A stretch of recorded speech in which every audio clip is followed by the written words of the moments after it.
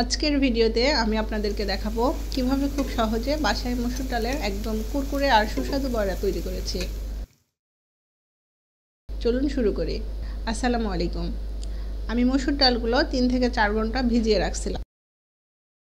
তারপর ডালগুলোকে ভালো করে ধুয়ে আমি পাটায় বেটে নিলাম। এই তো আমার বাটা হয়ে গেছে। আমি এখন এগুলোর মধ্যে পেঁয়াজ কুচি, একটু রসুন বাটা, কাঁচামরিচ বাটা, জিরার গুঁড়া, হলুদের গুঁড়া, স্বাদমতো লবণ, কয়েকটা গোটা জিরা দিয়ে দিলাম।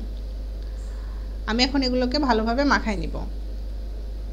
তারপর কড়াইতে তেল গরম হলে আমি তেলের মধ্যে সবগুলো এক একটা করে এভাবে দিয়ে নিলাম।